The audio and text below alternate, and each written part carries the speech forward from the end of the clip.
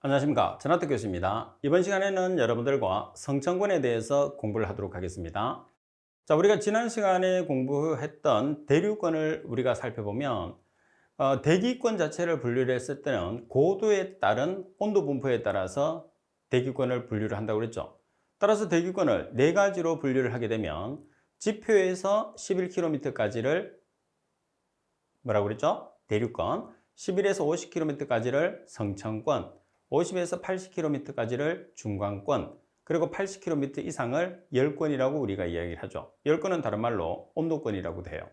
자, 그러면 고도가 증가하면서 온도가 하강하는 층은 대류권과 중간권, 그리고 온도가 상승하는 층은 성천권과 열권이 되는 거죠. 자, 그래서 시험상에서 출제되는 가장 중요한 내용들은 대부분이 어디에 있느냐면 성천권에 있어요. 그래서 오늘 공부를 여러분들과 하는 이 성천권이 그만큼 중요하다는 거죠. 잘 수업을 들어서 그 다음에 시험에 대비할 수 있도록 하십시오. 자, 첫 번째 보시게 되면 고도가 증가할수록 온도가 어떻게 된다고 그러죠? 온도가 높아진다라는 말을 써요. 자, 그러면 성천권에서는 고도가 증가하면서 온도가 높아지는데 그 이유를 알아야 되죠. 그래서 온도가 높아지는 이유가 뭐냐면 성천권에서는 뭐가 존재하죠? 오존이 존재를 해요. 자, 오존이 존재하는데 오존의 태양광선 중에서 자외선을 흡수하는 특징을 가지게 되는 거죠. 그래서 성천권에서 오존이 많이 존재하는 층에서 자외선의 농도를 많이 흡수하기 때문에 오존이 많이 존재할수록 그 권역에서는 온도가 어떻게 되는 거죠? 온도가 상승하게 되는 거예요. 그래서 오존층은 성천권에 존재하기 때문에 성천권은 고도가 증가하면서 온도가 상승하는 층이다. 이렇게 우리가 설명을 할 수가 있습니다. 자, 그리고 두 번째, 성천권을 비행하는 초음속 여객기에서 NO가 배출되면서 NO는 촉매적으로 오존을 파괴한다고 되어 있어요. 그래서 여러 가지 우리가 오존층을 파괴하는 여러 가지 요인 중에 하나다 이렇게 보시면 되고요. 그 다음 오존의 생성과 분해가 가장 활발하게 일어나는 층이다. 오존이 가장 많이 존재하는 층이 없어지기도 하고 생성되기도 하고 여러 가지 가장 활발하게 일어나는 층이 될 수밖에 없는 거죠. 그래서 오존의 생성과 분해가 가장 활발한 층은 오존이 가장 많이 존재하는 성천권이다 이렇게 보시면 돼요. 자, 그리고 하층부의 밀도가 커서 매우 안정한 상태를 유지하므로 공기의 상승이나 하강 등의 연직 운동이 억제된다고 그랬어요. 자, 이 문구는 어떤 특징을 가지느냐 하면 지금 내용상으로 봤을 때 밀도가 커서 매우 안정한 상태라고 그랬어요. 그러면 여러분들이 설명을 드렸을 때 아래쪽이 상당히 무거워요. 위쪽이 가벼워요. 그러면 이 층 자체가 유지되는 게 상당히 용이하단 말이에요. 반면에 무거운 게 위에 있어요. 가벼운 게 아래쪽에 있어요. 그럼 이 층 자체가 유지하기가 어때요? 상당히 어렵다는 거죠. 따라서 지금 보시게 되면 하층부에서 밀도가 커요. 다시 말해서 하층부에 무거운 게 있고 상층부에 가벼운 게 있으니까 이 구조 자체가 움직이지 않는, 다시 말해서 안정한 구조를 가지게 되는 거예요. 자, 반대로 설명드리면 무거운 게 밀도가 큰 게 위에 있고 밀도가 작은 게 아래쪽에 있으면 어떻게 되는 거죠? 무거운 게 위에 있고 가벼운 게 아래쪽에 있으면 이 자체가 뒤틀리겠죠. 그래서 뒤틀려서 움직이는 걸 우리가 불안정하다고 해요. 그래서 이렇게 불안정한 상태로 존재하게 되면 바람이 불어서 기상현상이 발생하는데 성천권 같은 경우에서는 하층부에 밀도가 큰 안정한 상태로 존재하기 때문에 말씀드린 것처럼 기상현상이 발생할 수가 없습니다. 자, 그리고 5번에 보시면 화산 분출 등에 의해서 미세한 먼지가 이 권역에 유입되면 수년간 남게 되어서 기후에 영향을 미치게 된다고 그러죠. 그래서 요즘 우리가 화산 폭발이 많이 발생할 수 있는데 가장 큰 문제점 중에 하나가 이 화산재의 이제 화산재 등의 여러 가지 화산 분출에 의해서 발생되는 물질 자체가 성천권으로 유입된다는 게 가장 큰 문제예요. 설명에도 있는 것처럼 이렇게 성천권으로 유입되게 되면 성천권 전체를 다 이렇게 회전하게 되거든요. 그러면은 전 세계적인 지역의 기후의 변화를 유발을 할 수가 있기 때문에 상당히 문제점으로 발생하고 있어요. 그래서 특히 이제 그 전문가들이 가장 크게 문제점을 가지고 지금 모니터링을 하는 게 어디냐면 백두산입니다. 백두산. 그래서 백두산에서 화산이 폭발할 가능성이 상당히 높습니다. 그랬을 때 성층권으로 유입되는 양이 워낙 많기 때문에 전 세계적으로 기후에 아주 큰 악영향을 미칠 거라고 예상을 해서 상당히 주시하고 있는 지역 중에 하나입니다. 자, 그리고 6번에 보시게 되면 여러분 이제 별표 친 내용 중에서 별표가 3개짜리가 나오고 있어요. 그죠? 그러면 별표가 3개짜리가 나왔다는 소리는 그만큼 중요하다는 소리예요. 각각의 파트에서 여러분들이 별표 쳤던 내용들은 꼭 숙지를 해야 됩니다. 반면에 별표가 되지 않은 내용들은 여러분들이 뭐 전체적으로 기억을 못한다 그러면 한 번 정도 보고 넘어가셔도 되는데, 별표가 되어 있는 내용들은 반드시 숙지를 하고 암기를 해야지 시험에 대비할 수 있습니다. 자, 오존층이라는 것은 성층권에서도 오존이 더욱 밀집해서 분포하는 얼마를 나타내는 거죠? 여기서는 20에서 30km 구간을 이야기를 해요.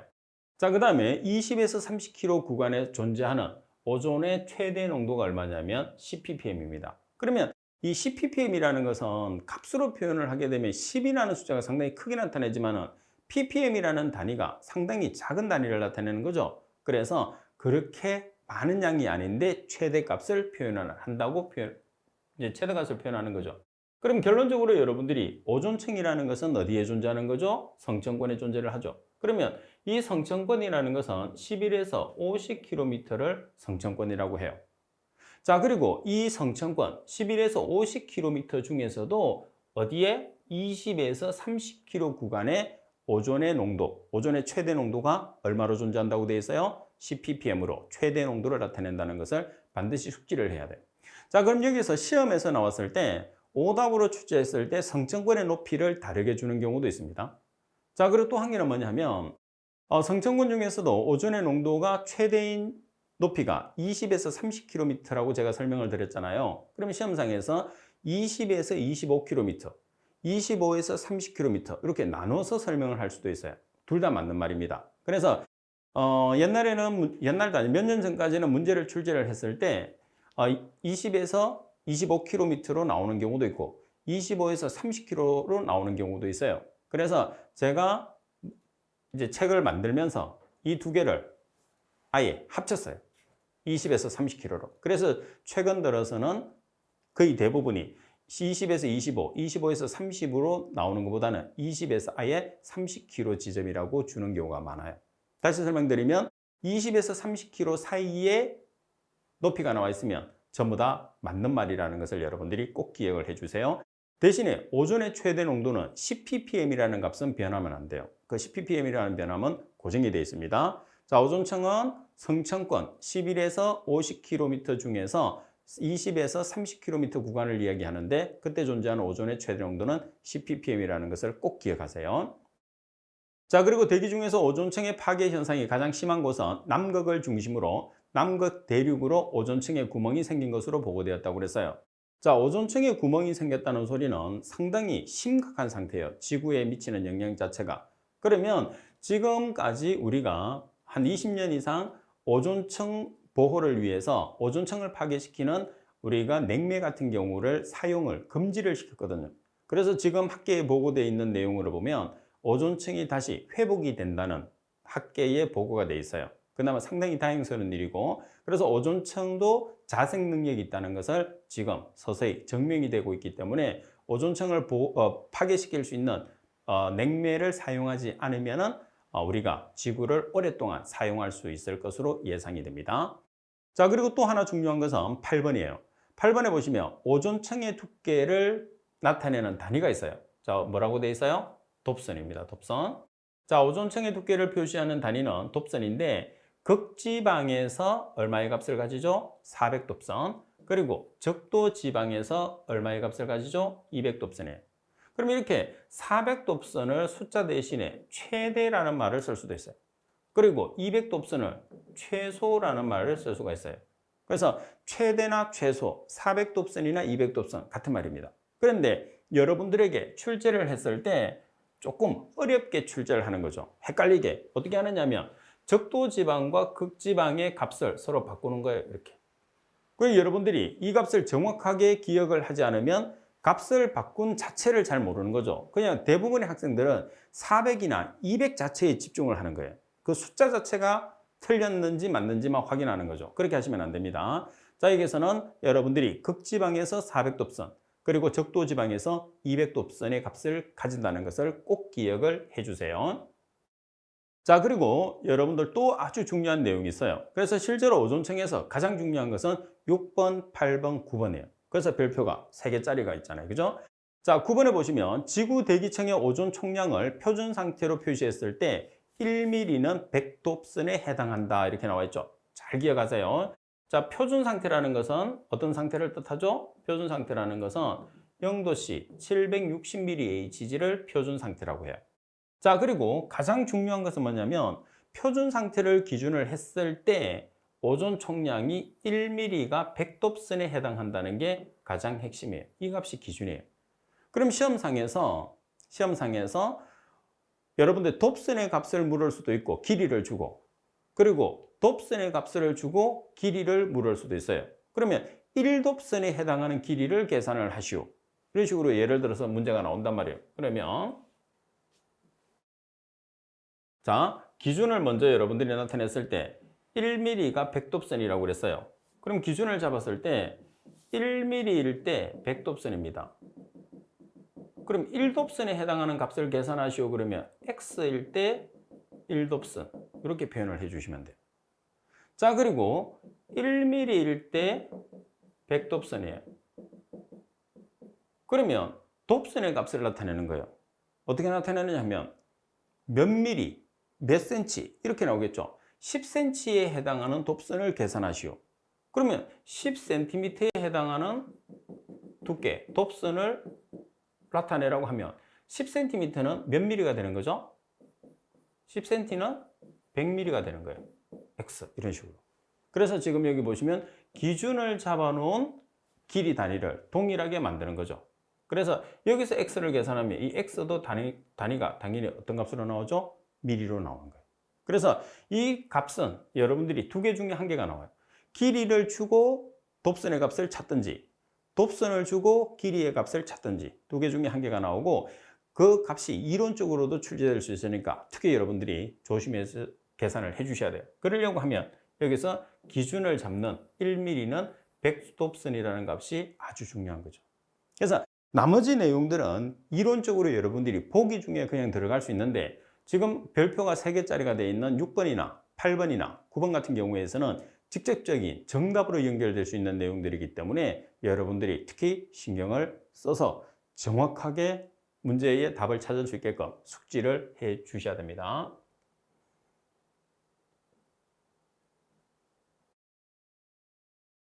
자, 그리고 여러분들 계속해서 10번을 볼게요. 태양으로부터 오는 자외선을 성층권의 오존층에 의해서 대부분이 흡수된다고 그랬어요. 그래서 오존이라는 물질 자체가 자외선을 흡수하는 역할을 하는 거예요.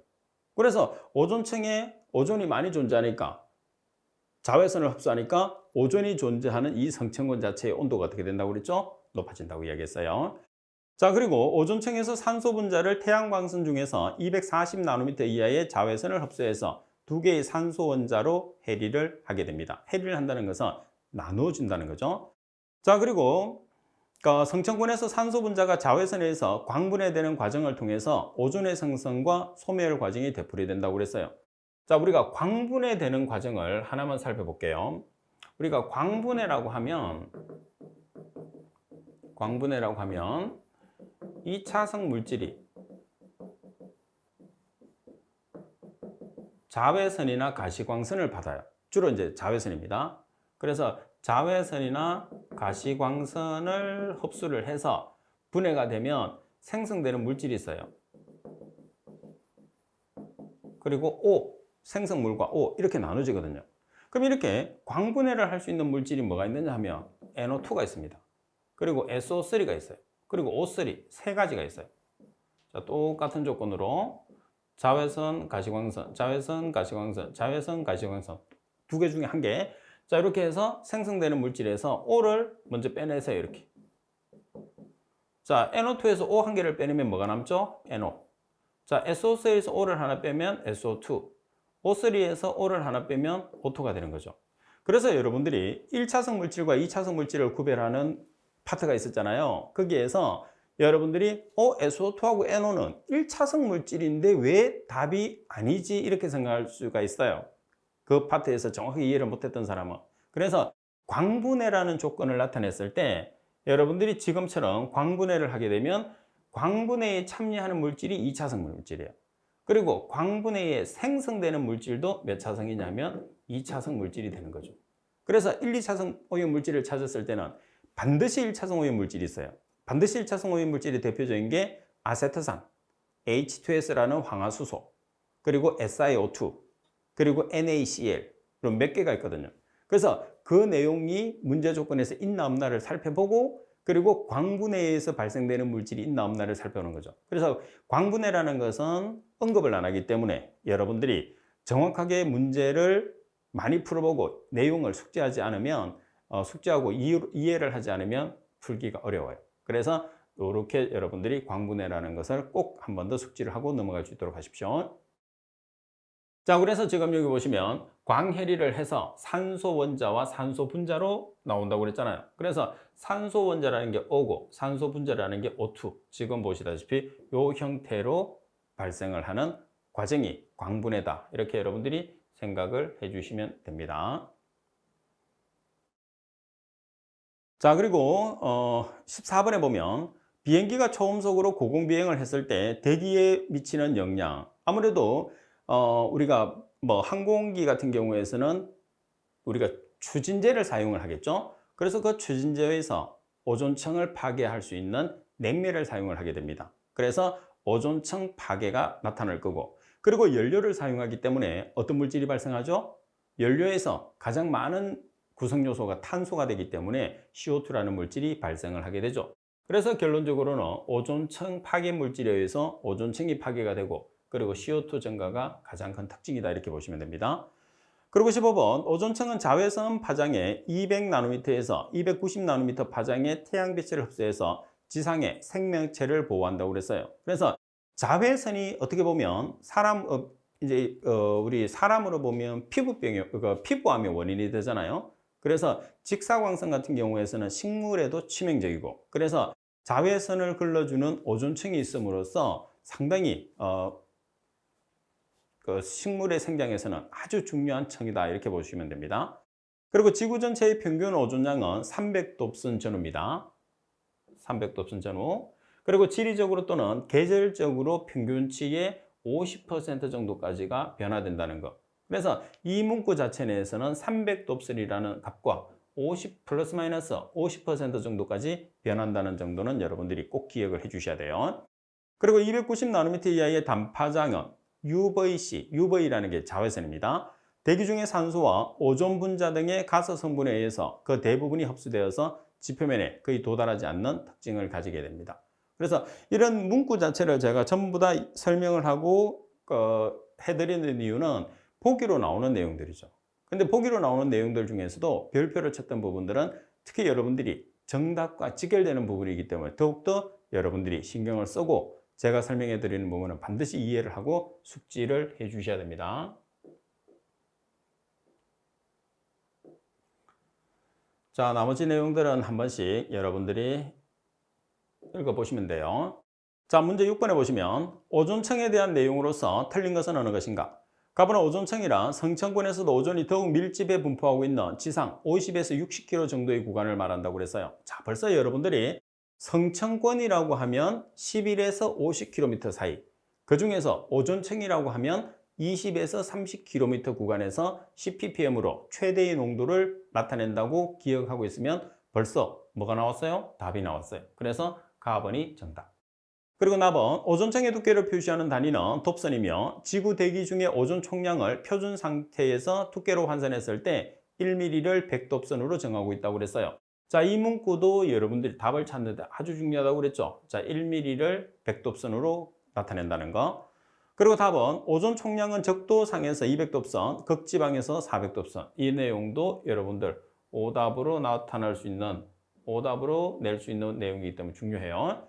자, 그리고 답은 오존은 성층권에서는 대기 중의 산소 분자가 주로 240나노미터 이하의 자외선에 의해서 광분에 대해서 생성된다. 나노미터라는 것은 파장의 단위죠. 그리고 오존이 광분해가 되게 되면 자외선이나 가시광선에 의해서 광분해가 되게 되면 O라는 산소 원자와 O2라는 산소 분자로 광분해가 일어나게 되는 거죠. 가번. 그래서 예제 6번 같은 경우에서는 보기가 나번과 다번, 가번을 포함해서 가나다가 상당히 중요해요. 그래서 모든 보기가 정답으로 나올 수 있을 정도로 중요한 내용들이니까 이론 내용에서 한 번 더 숙지를 할 수 있도록 하십시오. 자, 그리고 문제 7번을 보도록 하겠습니다. 지구상에 분포하는 오존에 대한 내용으로서 틀린 것은 가본 오존 양은 돕선 단위로 나타내는데 1돕선은 지구 대기 중에 오존의 총량을 0도씨 1기압, 0도씨 1기압이 표준 상태입니다. 표준 상태에서 두께로 환산했을 때 0.01cm에 상당한다고 그랬어요. 그러면 이 내용을 여러분들이 기억을 했을 때는 먼저 뭐를 알아야 되죠? 기준값을 알아야 돼요. 그러면 기준값을 알아야 되는데 1돕선에 해당하는 값이 우리가 1mm에 해당하는 값이 얼마라고 표현을 했어요? 자, 1mm는 100돕선이라는 값을 가진다고 이야기를 했어요. 표준 상태에서. 그래서 여러분들이 기준을 놨을 때 1mm일 때 100돕선이라고 했단 말이에요. 그러면 우리가 지금 계산하는 값은 얼마냐 하면 1돕선에 해당하는 값을 계산을 하는 거예요. 그러면 X일 때 1돕선. 이런 식으로 여러분들이 계산을 해 주시면 돼요. 그래서 계산을 했을 때 지금 여기 보시면 0.01cm가 나온다고 하는데 0.01cm가 나오는 게 아니고 0.001cm가 나오죠. 따라서 x라는 값을 계산을 하게 되면 mm라는 값이 나와요. 이 mm에서 10의 마이너스 1승을 곱하게 되면 뭐가 되는 거죠? cm가 나오는 거죠. 그때 이 cm를 계산해 보면 0.001cm가 나오기 때문에 뭐가 정답이죠? 가번이 정답이에요. 그래서 지금 예제 6번에 있는 중요하다고 강조했던 그 내용과 일맥상통하는 거죠, 이 문제는. 그래서 1mm는 100돕선이라는 값을 정확하게 숙지를 하고 있을 때 문제를 푸는 거죠. 어떻게 보면 가번은 계산하는 문제예요. 이론으로 출제를 했지만 이론편에서 설명을 드렸어요. 그리고 나번 몬트리올 의정서는 오존층 파괴 물질의 규제와 관련된 국제협약이다. 그래서 오존층에 관계되는, 오존층 파괴에 관계되는 우리가 국제협약을 보시게 되면 몬트리올 의정서도 있고 그리고 런던 협약도 있고 여러 가지가 있어요. 자, 그리고 오존의 생성 및 분해 반응에 의해서 자연 농도의 성층권 영역에서 일정 수준의 오존량이 평형을 이루게 되고 다른 대기 권역에 비해서 오존의 농도가 높은 오존층이 생긴다. 그리고 지구 전체적인 평균 오존 전량은 약 300돕선이지만 지리적 또는 계절적으로 그 평균값에 플러스 마이너스 50% 정도까지 변화하고 있다고 되어 있어요. 그래서 지금 어떻게 보면 이 내용에서는 가장 중요한 우리가 이론에서 반드시 숙지를 해야 된다고 별표가 되어 있던 가장 핵심 내용이 바로 정답으로 나와 있는 거죠. 가번. 그래서 대부분의 문제가 이런 식으로 출제되기 때문에 중요한 내용이라는 것은 그만큼 오답으로 자주 출제되는 문구가 중요하다고 생각을 하시고 숙지를 꼭 해주셔야 됩니다. 자, 그리고 세 번째는 중간권이에요. 자, 여기서 설명되고 있는 이 중간권이라든지 아니면 온도권 같은 경우에서는 특별하게 여러분들 시험에서 출제할 수 있는 내용은 거의 없어요. 자, 중간권은 지상 50km에서 80km까지고 고도가 증가하면서 온도가 하가는 층, 그리고 가장 낮은 온도가 분포한다는 거, 그리고 온도권은 지상 80km 이상인데 열권이라고도 하고 고도가 증가하면서 온도가 같이 상승하는 층, 그 정도만 여러분들이 이해를 하고 계시면 될 것 같습니다.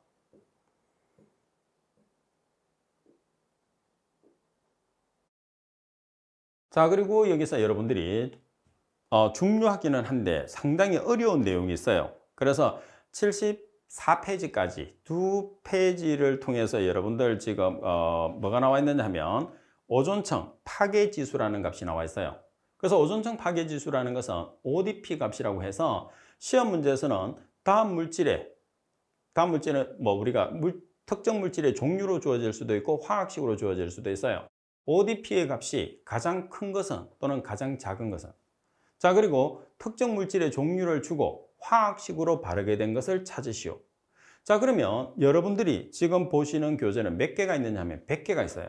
이 100개의 항목을 다 기억할 수는 없어요. 그죠? 그래서 반드시 여러분들이 숙지를 해야 되는 것들은 별표를 쳐놨거든요. 그 내용하고 그 다음에 화학식 몇 가지를 여러분들과 공부를 하겠습니다.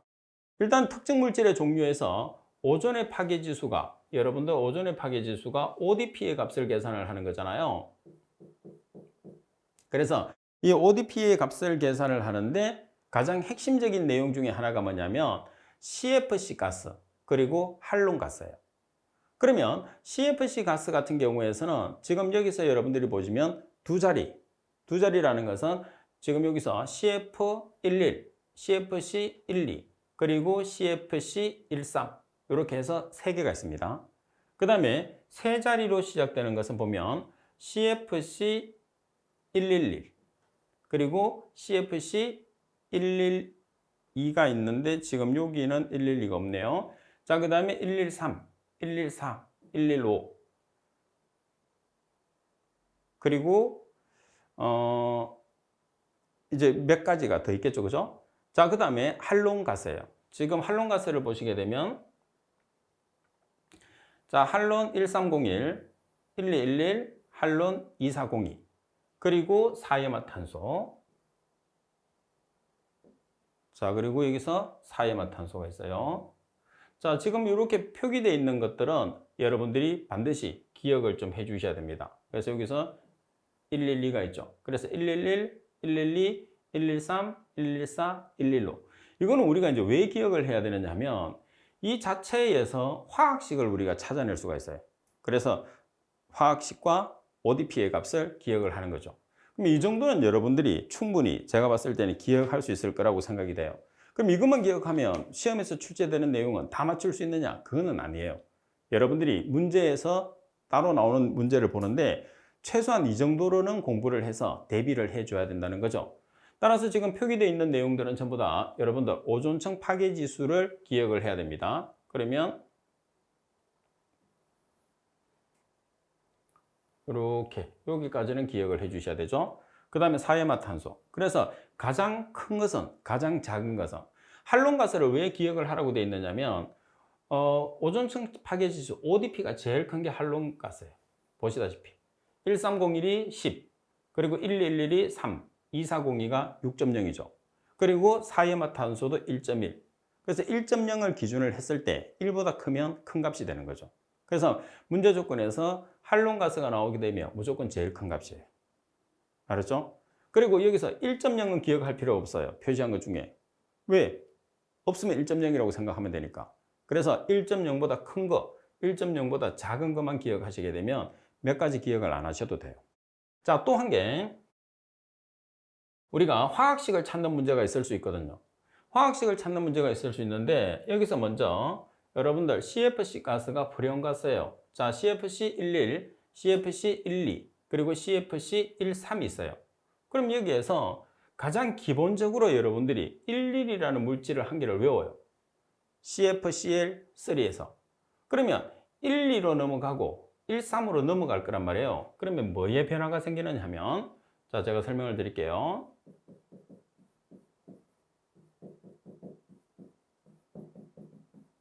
자, 여기서 여기 11입니다. 여기 12예요. 여기 13이에요.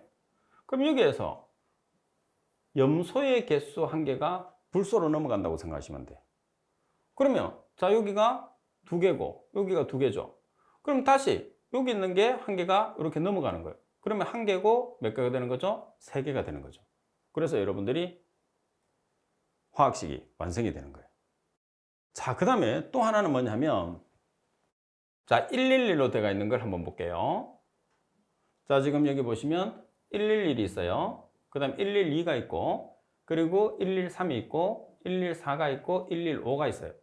그럼 여기서 가장 먼저 기준 물질이 111이에요. 요거 한 개를 기억을 하세요. 그러면 여기에서 자,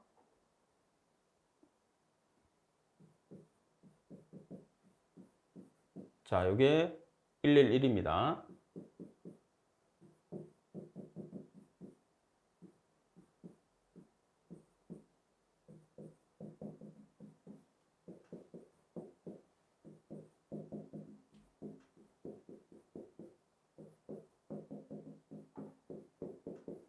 자, 이렇게 적어놓고 염소를 불소로 한 개를 옮기면 돼요.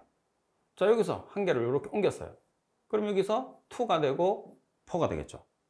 또 한 개를 옮겨요. 3가 되고 3가 돼요. 또 한 개를 옮겨요. 4가 되고 2가 되죠. 또 한 개를 옮겨요. 5가 되고 1이 되는 거죠. 그래서 여러분들이 여기 있는 내용하고 비교를 해보면 일치를 해요. 그래서 여러분들 이거는 하나의 법칙이에요. 불소의 값과 염소의 값을 이동을 시키는 거예요. 그래서 염소에 해당하는 개수를 숫자가 커지는 프리온가스 쪽으로, 불소 쪽으로 한 개씩 더해주는 거죠.